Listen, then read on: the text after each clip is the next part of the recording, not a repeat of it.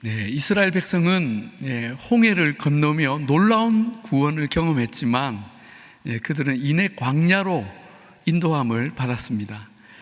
이 광야는 이스라엘 백성의 내면에 강하게 잔재되어 있던 그 애굽의 속성들을 빼내는 일종의 재련소와 같은 곳이었습니다. 그들이 하나님의 능력과 지혜로 구원받은 백성임은 확실하지만 오랜 세월 애굽에 살며 형성된 그 세속적 세계관, 노예적 사고방식, 불신앙적 습성, 인본적 가치관은 도무지 하나님 나라에 같이 갈 수 없는 것들이었습니다. 그런데 이런 옛사람의 속성은 평소에는 잘 드러나지 않습니다. 얼핏 보면 그들은 매우 경건하고 신사적이고 영적인 일에도 열심히 참여하기 때문에 영락없는 하나님의 백성으로 보입니다. 그러나 그 밑바닥에 가라앉아 있는 엄연한 그 애굽의 실체들이 요동치며 수면 위로 올라올 때가 있는데, 가장 대표적인 경우가 자신의 육의 생명이 위협을 받는다고 느낄 때입니다. 쉽게 말하면 먹고 마시는 생존의 문제, 건강과 생명의 문제, 물질의 이해관계, 자기가 쌓아온 것들을 빼앗길 위기 등 육신의 문제에서 위기를 느끼면 사람은 그 기저부터 지진이 일어나듯 요동하게 됩니다. 그것을 가장 극명하게 경험할 수 있는 장소가 바로 광야입니다. 광야는 가장 기본적인 생존의 문제부터 전혀 보장받지를 못합니다. 인간에게 필요한 물이나 음식, 기온, 또 짐승이나 적들로부터 자신을 보호할 집이나 성, 하다못해 자연적인 은신처마저 없는 무방비, 무보장, 무혜택의 땅이 광야입니다. 이런 곳에 들어가는 순간부터 사람은 그 내면 깊숙이 가라앉아 있던 옛사람의 속성을 주체하지 못하고 격동하며 드러내기 시작합니다. 아니나 다를까 이스라엘 백성은 출애굽의 구원에 감격하여 뜨거운 찬양을 드렸지만 사흘도 되지 않아서 물 문제로 원망을 터뜨리며 모세를 공격하였습니다.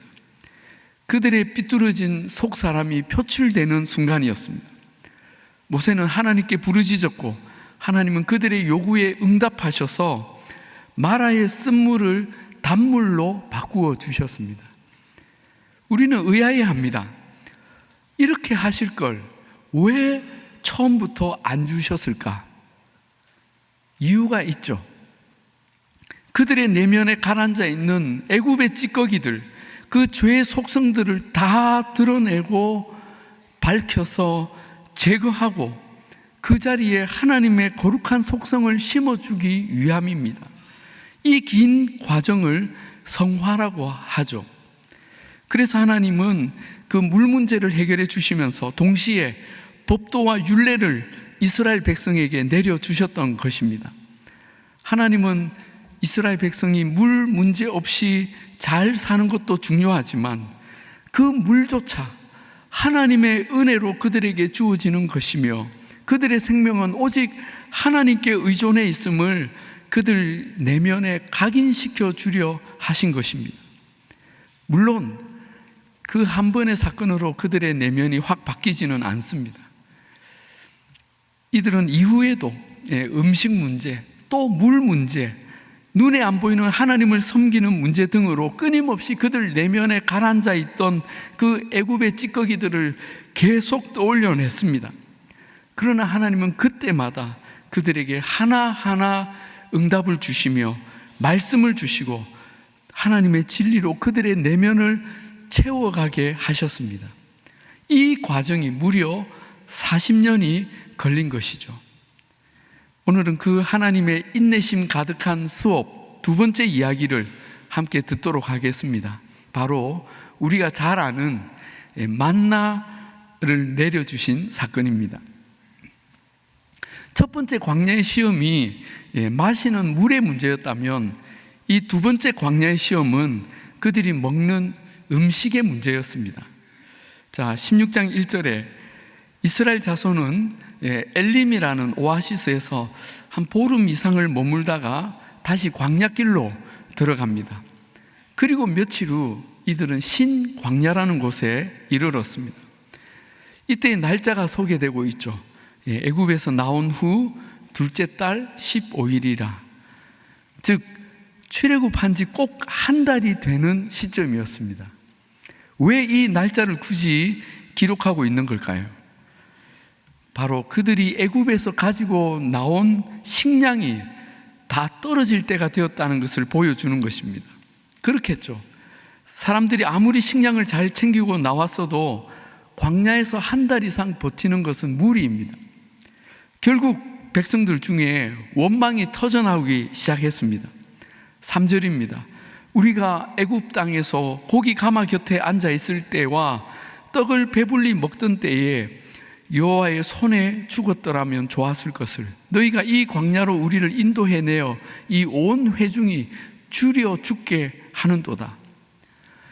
이들의 원망이 어쩌면은 먹을 것이 떨어진 사람들의 당연한 반응이라고 생각할 수 있습니다. 그러나 우리가 조금만 깊이 들여다보면 이들의 원망에는 굉장한 불신앙, 그들 내면에서 격동하며 올라오는 애굽의 그 찌꺼기들, 슬러지가 여실히 드러나고 있음을 보게 됩니다. 어떤 것들일까요? 첫째, 그들은 애굽 땅에서 잘 먹고 잘 살았다고 주장합니다. 과연 그럴까요? 그들이 정말 고기 가마 곁에서 실컷 고기를 먹었나요? 아닙니다. 그들은 고기 가마 곁에 그냥 앉아 있었습니다. 왜 앉아 있습니까? 그들은 노예였기에 주인인 애굽인들이 고기 파티를 할 때 구워주는 일을 했습니다. 또 그들은 주인의 상에서 떨어지는 부스러기라도 먹으려고 그 먹고 남은 고기를 기다리며 앉아 있었던 것입니다. 그러다가 뼈에 붙은 살점들, 타서 버린 고기들을 몇 점 먹는 게 다였죠. 대신에 그들은 노동을 위해 가장 저품질로 제공되는 탄수화물 가득한 떡을 먹었습니다. 뭐가 맛있었겠습니까? 그런데도 그때가 좋았다고 회상을 합니다. 노예 때가 좋았다는 것은 노예 근성입니다. 둘째, 이들의 원망에는 죽겠다는 소리가 끊이지를 않습니다. 우리가 애굽 땅에서 먹던 때에 여호와의 손에 죽었더라면 좋았을 것을, 너희가 이 광야로 우리를 인도해내어 이 온 회중이 줄여 죽게 하는도다. 여기 죽는다는 말이 두 번이 나오죠. 사실 이들은 홍해에 건너기 전에도 죽는다는 말을 이미 했습니다. 애굽에 매장지가 없어서 당신이 우리를 이끌어내어 이 광야에서 죽게 하느냐, 애굽 사람을 섬기는 것이 광야에서 죽는 것보다 낫겠노라. 이들은 죽는다는 말을 너무 쉽게 합니다. 이후에도 이들은 죽는다는 말을 입에 달고 삽니다. 결정적으로 이들은 가나안에 정탐꾼을 보냈다가 그 보고를 들은 후에 또 죽는다는 말을 합니다. 우리가 애굽 땅에서 죽었거나 이 광야에서 죽었으면 좋았을 것을, 어찌하여 여호와가 우리를 그 땅으로 인도하여 칼에 쓰러지게 죽게 하려 하느냐. 결국 그들은 하나님의 엄중한 책망을 받습니다. 내 삶을 두고 맹세하노라. 너희 말이 내 귀에 들린 대로 내가 너희에게 행하리니 너희 시체가 이 광야에 엎드러질 것이라. 그리고 그렇게 말했던, 죽는다고 했던 세대는 다 광야에서 죽고 그 자녀 세대만 가나안에 들어갑니다. 여러분, 우리는 이런 이스라엘 백성을 볼 때 솔직히 가슴이 뜨끔합니다. 우리나라 사람은 죽는다는 말을 너무 쉽게, 너무 많이 하지 않습니까? 배고파 죽겠다, 배불러 죽겠다, 좋아 죽겠다, 심심해 죽겠다, 금 밟아 죽었다, 죽이는데 등등. 사람은 한 번 죽는데 죽는다는 말은 입에 달고 삽니다. 그래서 그런지 우리나라가 OECD 국가 중에 자살률 1위지 않습니까? 정말 일인지 제가 실제 자료를 찾아봤는데 사실이었습니다. 이 죽는다는 말 외에도 우리는 말로써 사랑하는 자녀들, 또 남편과 아내에게 얼마나 부정적인 말, 저주하는 말을 자주 하는지 모릅니다. 너 이러다 나중에 뭐가 될래? 넌 평생의 낙오자가 될 거야. 당신이 하는 일이 그렇지 뭐. 내가 뭘 기대하겠어. 사탄이 우리에게 하고 싶은 말을 그 부모가, 그 배우자가 친절하게 대신 전해주고 있는 것이죠. 여러분, 이 말들이 우리의 자녀와 가족의 생명을 시들게 합니다. 사랑하는 여러분, 우리는 하나님께서 우리에게 생명을 주시는 분이시고 우리를 복되게 하시는 분인 줄로 믿습니다. 그렇다면 그 하나님을 믿는 우리 입에서는 어떤 부정적이고 저주스러운 말도 옳지 않은 것입니다. 우리 성도들이 모일 때, 또 누군가와 대화할 때 부정적인 말, 비난하는 말, 정죄하는 말은 온전히 끊어내 버리시기를 바랍니다. 그리고 이들의 원망에서 가장 안타까운 것은 이들이 기도보다 원망을 먼저 했다는 것입니다. 조금만 생각해 보면 지금까지 자신들이 위기를 만날 때, 또 모세가 기도했을 때 하나님이 어떻게 해결하시고 응답을 주셨는지 알 수 있잖아요. 그러면 이번 문제도 결국 같은 유형인데 지금까지의 공식을 대입하면 어떻게 풀어야 할지 생각이 나지 않습니까? 그렇죠. 기도하는 거죠. 하나님, 이번에는 우리가 기도합니다. 하나님이 약속하셨던 것과 지금까지의 사례에 비추어 볼 때 이번에 양식이 떨어진 것도 사실 심각한 문제이지만 하나님은 능히 해결하실 줄 믿습니다. 하나님께 이 문제를 맡깁니다. 하나님의 능력으로 선하신 뜻대로 응답하여 주옵소서. 온 백성이 함께 이 기도를 올렸더라면 얼마나 좋았겠습니까? 그런데 이들은 또 원망부터 합니다. 너무 안타깝죠. 이스라엘은 이번 문제 앞에서도 사실상 실패하고 있었습니다. 그러면 사실 이쯤 됐을 때 하나님은 화를 내시는 것이 맞을 것 같습니다. 그런데 하나님은 그렇게 하지 않으시고 이 백성들에게 해답을 주시고 다시 친절하게 원리를 가르쳐 주십니다.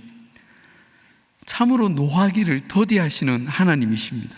4절에 그때에 여호와께서 모세에게 이르시되 보라, 내가 너희를 위하여 하늘에서 양식을 비같이 내리리니 백성이 나가서 일용할 것을 날마다 거둘 것이라.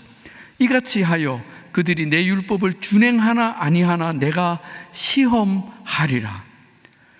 하나님은 계속 믿음에서 실패하는 이 백성들에게 야단 대신에 일용할 양식을 주시겠다고 하십니다.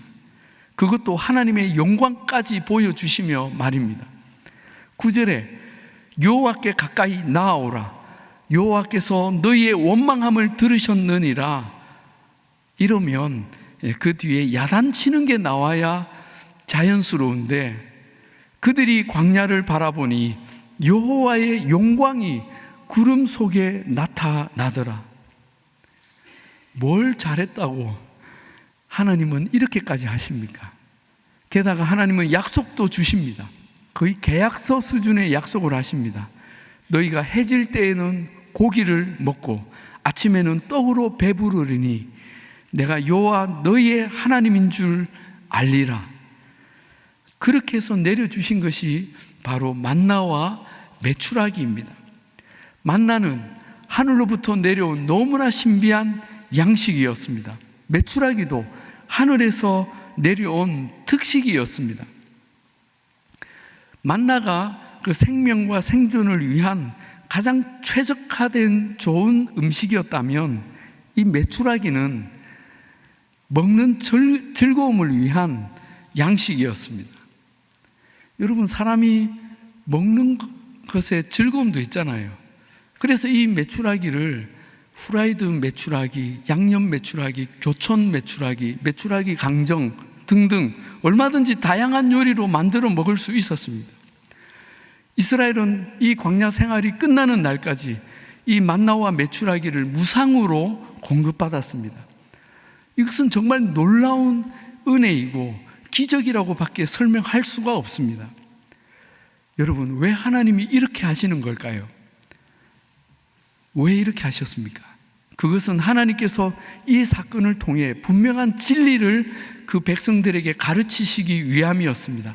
바로 하나님은 우리를 먹이시는 아버지라는 사실을 가르치시고자 함이었습니다. 우리 한번 따라 하실까요? 하나님은 우리를 먹이시는 아버지이시다. 네, 아멘. 네.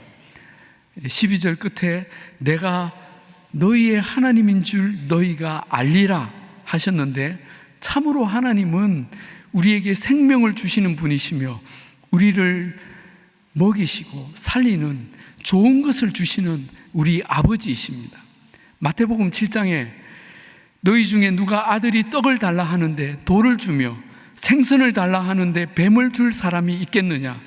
너희가 악한 자라도 좋은 것으로 자식에게 줄 줄 알거든 하물며 하늘에 계신 너희 아버지께서 구하는 자에게 좋은 것으로 주시지 않겠느냐 하셨습니다. 그렇습니다. 하나님은 그 아버지의 마음으로 선하신 공급을 우리에게 주시는 분이십니다. 이것을 이 사건에서 분명하게 우리는 확인할 수가 있습니다. 그러므로 우리는 하나님의 백성으로 이 세상을 살아갈 때 우리의 생명이나 생존에 대해 절대적으로 하나님을 신뢰해야 합니다. 혹시 내가 열심히 일해서 받은 것으로 먹고 마시고 쓸 것을 마련한다고 해도 그것조차 하나님의 공급하심임을 우리는 믿어야 합니다. 왜냐하면 하나님의 은혜가 아니면 우리는 이 광야 같은 세상에서 어떤 것도 얻을 수 없고 누릴 수 없고 단 한순간도 살아갈 수 없기 때문입니다. 아멘이십니까? 그러므로 우리는 우리의 생명과 생존, 생활의 문제에 대해 떡과 물질에서 해결을 얻으려고 할 것이 아니라 하나님에게서 해답을 찾아야 합니다. 하나님 말씀을 구하며 살아야 합니다. 그래서 신명기 8장 2절 3절에 내 하나님 여호와께서 이 40년 동안에 너를 낮추시며 너를 줄이게 하시며 만나를 내게 먹이신 것은 사람이 떡으로만 사는 것이 아니요 여호와의 입에서 나오는 모든 말씀으로 사는 줄을 네가 알게 하려 하심이니라 하신 것입니다. 그렇습니다. 하나님의 말씀이 우리를 진정으로 살리는 양식입니다. 우리는 육의 양식만을 구하지만 하나님은 우리에게 영혼의 양식을 주시기를 더욱 원하십니다. 육의 양식은 영의 양식을 따라오는 사은품입니다. 그런데 이 하나님의 공급에서 재미가 있는 것은 하나님께서 이 만나를 일용할 만큼만 매일 그날 필요한 만큼만 주셨다는 사실입니다. 한 사람이 한 오멜씩, 이 오멜은 약 2리터가 조금 넘는 양인데 그 가족 수대로 그 오멜을 거두게 하셨습니다. 신기한 것은 많이 가져가도 남지 않았고 적게 거두어도 부족함이 없었습니다. 왜 하나님은 이 만나를 매일 먹을 만큼만 주신 것일까요? 그것은 백성들이 하나님의 은혜를 날마다 체험하게 하기 위함이었습니다. 그래서 날마다 하나님께 나아가야 했습니다. 그리고 하나님도 자기 백성을 날마다 만나기를 원하셨습니다. 왜입니까? 하나님은 우리의 아버지이시기 때문입니다. 자식들은 이런 아버지의 마음을 잘 모릅니다. 그래서 한 번에 다 받고 싶어 합니다. 예수님의 비유에 나오는 둘째 아들은 용케도 한 번에 자기 몫을 다 받았습니다. 그리고 어떻게 합니까? 먼 나라로 떠나버렸습니다. 평생 아버지 안 볼 생각을 한 것입니다. 여러분, 이것이 우리의 모습입니다. 우리는 매일매일 하나님 아버지께 나아가서 그날 새롭게 하나님을 만나고 새롭게 그 은혜를 경험해야 합니다. 그래야 우리가 늘 하나님을 의지하고 삽니다. 그것이 우리가 영적으로 사는 비결인 것입니다. 제가 오래전에 대학 선교단체 간사를 할 때 여러 대학을 제가 맡았는데 그 중에 하나가 부경대학교였습니다. 그때 부경대학교는 차로 들어가기가 굉장히 까다로웠습니다. 요즘처럼 뭐 주차 인식 시스템이 있는 것도 아니고 그 학교 정문에서 경비 아저씨가 이 봉을 들고 들어오는 모든 차를 막았습니다. 그리고 학생이나 일반인이면 차를 다 돌려보냈습니다. 그러니 저 같은 선교단체 간사는 절대로 들어갈 수가 없었습니다. 그런데 제가 여러 학교를 다니다 보니 이제 차로 가야 했고, 그때 프라이드 베타를 타고 들어갔는데 제가 학교 정문이 가까워지면 늘 기도를 했습니다. 하나님, 오늘 이 정문을 꼭 통과하게 해주십시오. 학생들이 기다리고 있습니다. 그리고 잠시 후에 정문에서 경비 아저씨가 차를 세웁니다. 무슨 일입니까? 뭐 출입증이 안 붙어 있잖아요. 저는 거짓말을 할 수가 없고, 저는 IBF 간사입니다. 오늘 학생들 예배가 있어서 왔습니다. 그러면 경비 아저씨는 잠깐 혼돈에 빠집니다. 무슨 과지? 본부 쪽인가?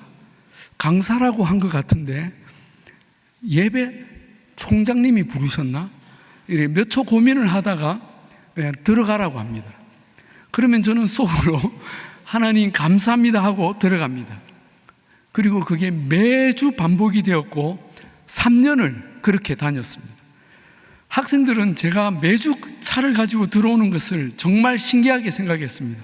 간사님 어떻게 들어왔어요? 근데 한 번은 이제 이 매주 들어가니까 제가 기도를 안 하고 들어가 봤습니다. IBF 간사인데 예배가 있어서 왔습니다. 근데 정말 신기하게 그날은 학교에 못 들어갔습니다. 기도하면 늘 응답받았지만 그 정문에서의 그 몇 초의 그 시간은 늘 제게 긴장이 되었습니다. 그래서 하나님, 매번 이렇게 하니까 제가 너무 긴장됩니다. 힘듭니다. 그냥 정기 주차권을 주십시오. 그렇게 기도했는데 하나님은 한 번도 그걸 주지 않으셨습니다. 아마도 제가 그 정기 주차권을 받으면 기도하지 않는다는 것을 아셨기 때문인 것 같습니다. 저는 매번 간절하게 기도했고 그때마다 기적같이 학교에 통과가 되었습니다. 여러분, 만나도 매번 백성들이 경험해야 했던 기적의 응답이었습니다.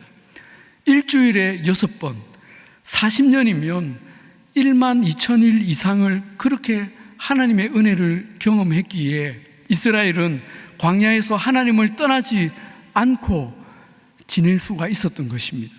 사랑하는 여러분, 만나는 하늘에서 내려온 양식으로 우리의 영혼을 살리는 하나님의 말씀을 상징합니다.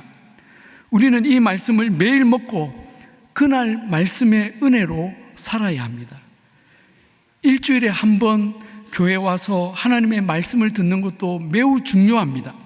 이 말씀으로 한 주를 살아갈 영적인 힘을 크게 공급받습니다.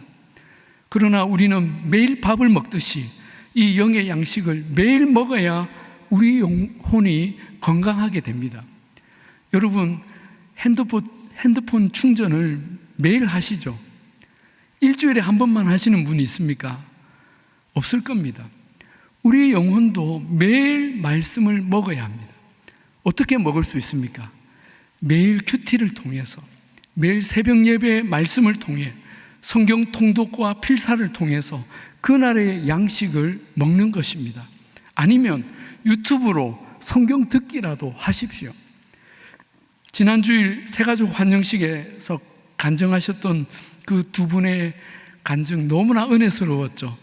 그 중에 강혜순 성도님은 이제 교회 나오신 지가 3개월 정도밖에 안 되었는데 그 80이 가까운 연세에 성경을 벌써 3번을 통독하셨다는 말씀에 우리는 다 놀라고 감동했습니다. 여러분, 주일 설교는 한 주를 살아갈 은혜의 만나입니다. 그러나 여러분 개인이 매일의 만나를 먹어야 건강하게 삽니다. 근데 이 두 가지만 먹어도 좋겠지만 하나님은 특식도 주십니다. 절기 때마다 그 절기에 맞는 기념식을 먹죠. 설날이면 떡국을 먹고 생일이면 미역국을 먹듯이 절기의 말씀을 먹습니다. 그리고 특별 새벽 기도회 때 우리는 보양식을 먹습니다. 여기까지는 엄마인 담임 목사가 해주는 음식입니다. 그런데 우리 교회는 1년에 2번 말씀 집회를 통해 평소에 못 먹던 특별한 식사를 합니다.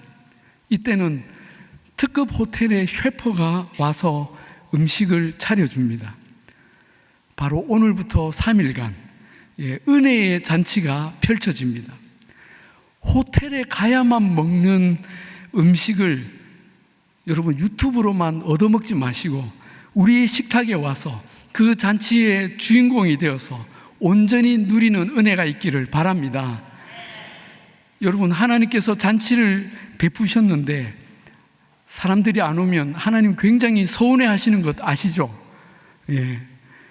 그리고 끝으로 우리 주변에는 이렇게 좋은 하늘의 양식을 먹어보지 못한 이웃들이 너무나 많습니다. 일평생 육의 양식만 먹다가 영원한 죽음의 길로 가는 것이죠. 그래서 그분들께 이 영혼의 양식, 이 생명의 양식을 나누는 일이 바로 새생명 축제입니다. 우리가 남은 기간 이 하늘의 잔치를 잘 준비하고 기도하고 전도해서 그 사랑하는 가족들, 이웃들, 친구들을 초대해서 함께 이 은혜의 잔치를 나누는 축복이 여러분에게 넘치기를 주님의 이름으로 축원합니다. 기도하겠습니다. 하나님 아버지, 감사합니다. 우리에게 이렇게 귀한 하늘의 양식을 매주 매일 그리고 특별한 때에 내려주시는 주님, 우리가 하나님이 예비하신 이 하늘 양식의 소중함을 오늘 다시 한번 깨달았습니다. 우리가 더욱 하나님의 말씀을 사모하고 날마다 먹고 누리게 하시며 특별히 오늘부터 시작되는 이 풍성한 은혜의 잔치에 모두가 참여하도록 주여 우리를 배고프게 하여 주옵소서. 주님의 은혜를 사모하며 기다립니다. 감사드리며 우리 주 예수님의 이름으로 기도하옵나이다. 아멘. 이 시간에 오늘 주님이 주신 말씀 생각하면서 우리 함께 이 찬양으로 하나님 앞에 우리의 고백을 올려드리겠습니다. 우리 다 같이 그 자리에서 일어나셔서 함께 찬양합시다.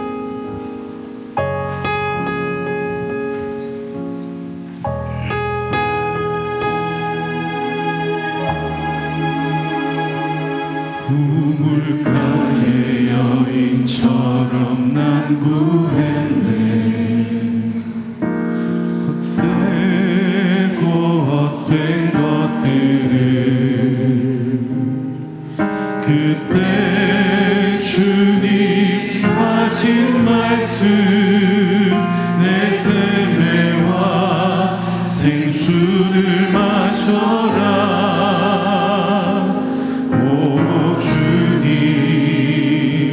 채우소서. 나의 잔을 높이 듭니다. 하늘 양식 내게 채워주소서.